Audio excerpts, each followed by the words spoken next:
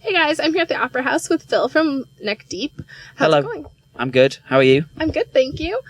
Your Good. new album came out in August, and you That's guys have been right. like super busy because you were on Warped Tour the whole year, the whole summer. We did. Yeah, we did Warped. We came out like right after we'd finished Warped, Yeah. and we've been pretty much non-stop since then, really. So Was it hard to like be on Warped and not be able to play all the songs that you wanted to play live? yeah, it kind of was, but it also had its pros too because we were doing like pre-orders throughout Warped, which was fun and getting people excited for it. But definitely was kind of a bit frustrating knowing like we were sat on all these songs that we were really excited about and really happy with, and not being able to play them. I think we played like we were playing 2 because we'd done like 2 singles at that point. But yeah, getting to play new stuff is always the best. So Very awesome. You guys were also on the cover of Kerrang magazine recently. Yeah, How was that? Because that's a really big magazine in the UK. Yeah, it's pretty crazy. We'd never done it before. It was our first time being on the cover, and we're from the UK, and it's kind of there's not many kind of publications or magazines, whatever you want to call them, in the UK that kind of do this kind of scene and document this kind of world that we're in. I mean, there's 2 major ones, and Kerrang is one of them. And yeah, I grew up reading Kerrang, and I used to get it every week, and I'd be stoked on it, and all the posters, and read about shows and stuff. And yeah, it was pretty crazy to be on the cover. Yeah, That's awesome. My head's about this small, but still on there. So yeah.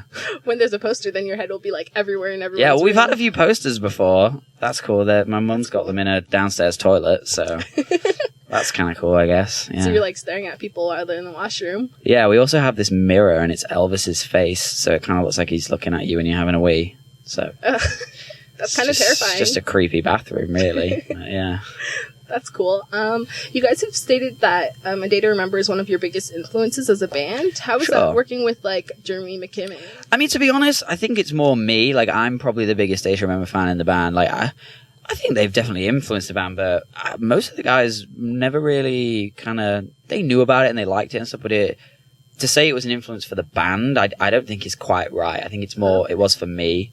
Right. But yeah, so to get to work with them like that was sick. It was really crazy. It took a little minute to kind of get the reality of it and kind of, realize what's going on and like not kind of see it in a weird way. Cause yeah, it definitely was like a little bit, I don't want to say I was like fangirling because that's not what it was. But like when we had the first meeting, I probably was fangirling a little bit, but then it kind of all became very business, and yeah, I think it worked well. It was good. How did that collaboration come about?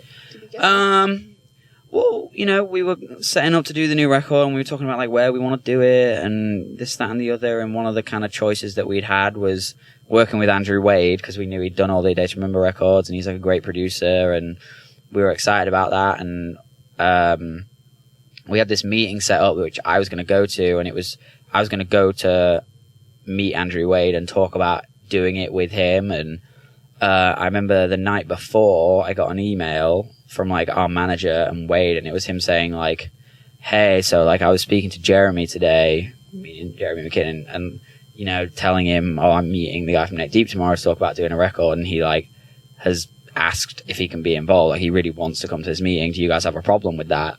I was like, that's okay. Like, yeah. So he kind of became involved because he wanted to, I guess. And then I went for the meeting, and they were just both really excited about it, and Jeremy really wanted to be involved and just said he had a really good vision for it and just felt like the right fit for us, and the rest is history, I guess. Yeah, we ended up doing it with them, and it was really great. That's awesome to hear that's how it happened. Yeah, it was kind of weird. Like, I wasn't expecting it. I thought it was just going to be with Wade, and then, he kind of decided he wanted to get involved too, and we were cool with that. So, yeah. They come as like a package deal now. I don't know if it was... they'd been doing it that way for a while, but when we had originally had it set up, it was meant to just be with Wade, I think. Oh, yeah. And, ended up being a group exercise, I guess. Yeah. That's pretty cool. Yeah. I heard you guys did some of the demoing on Warped Tour while you were like... because you did Warped Tour 2 years in a row. Yeah, we did. We done it 2 years in a row. Was it harder to like try and demo while you were on tour? I guess. I mean, Warped Tour's not like a typical tour. There's quite a bit of downtime, and it's an interesting setup, and we had like the bus, and so it wasn't too hard to kind of have a laptop set up out there and a little interface, and kind of, it's not like real production or real, it's just demoing, so it's kind of easy to just plug a guitar in and kind of put parts down, have a microphone, and record any vocals that we needed to do or whatever. And yeah, I think a lot of bands do it. I don't think it's not like we recorded the whole album on the bus. Like, I don't think we could do that, but just for the purposes of demoing, it was no big deal. And again, with Warp, like, you could be playing at like 11 a.m. So if you're doing that by 11:30, you're done for the whole day. I mean, there's like signings and press and things like that, but essentially then you've got from like the whole day to do whatever you want. So it's easy to kind of just come back and just sit and write and do whatever you want to do, That's nice. Yeah. There was a lot of like your new album is very like upbeat and there's like positive messages, isn't Sure. it? What advice can you give your fans to help stay positive? Just find music that helps you feel the same way, I guess. There's, like you said, there's a lot of positive messages in the album. That was kind of the point of it. And, the whole thing being called Life's Not Out to Get You, I think it's quite an important message, especially within our scene. There's definitely a lot of, I don't want to say there's negativity, but there's like kids who are having hard times, and, we were the same when we were that age, and there's a lot of difficult things to get through, and just music's a really good way to help deal with it. So if you can find music that makes you feel that way, just stick with it and it'll help. And yeah, you just truck on, man. You'll get there. I also want to talk about the album artwork. I thought it was really cool. So like, what inspired you guys to do or choose that? I mean, to be honest, I don't want to say we didn't pick the artwork. We picked the guy. Like, Ben had been following this guy called Ricardo. Mm-hmm.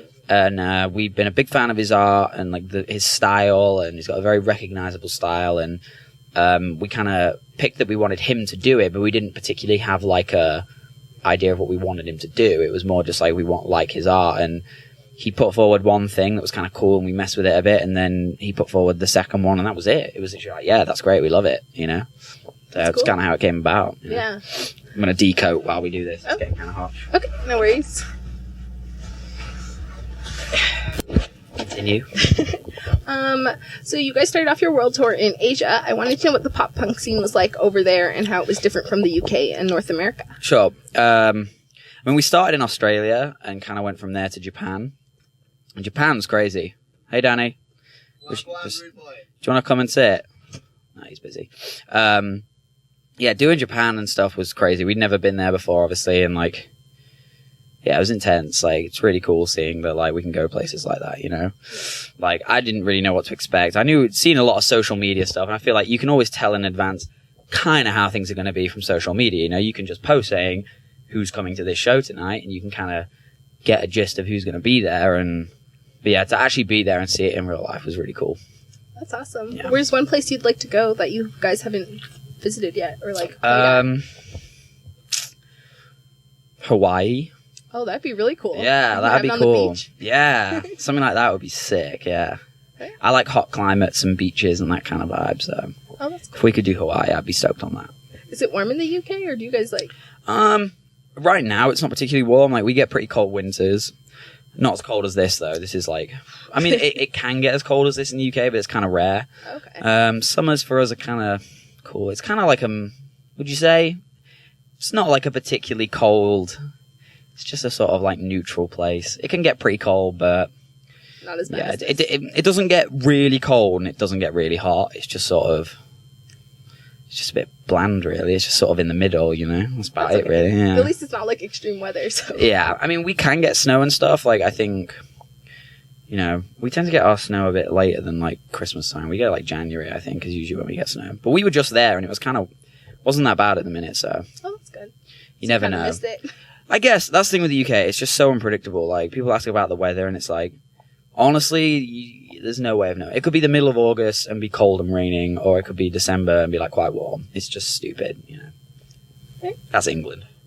And just to wrap things up, I just wanted to know, what is your favorite song to play off of the new album so far? Ooh, that's a good one. I think Lime Street, actually. We've only started playing it on this tour, and it was always kind of one of my favorites when we were recording and as the album came out, and when you're in that period of time where you're listening to the songs a lot, and it was always kind of my favorite, and I was looking forward to when we'd start playing it live. And it's kind of a bouncy one, and it's quite fast and happy and good crowd one, and we started playing it, and yeah, just Yeah, it's good vibes. Fun to play. That's awesome. I can't wait to hear it live today then. You'll see it very soon. All right. Thank you so much for your time. Thank you.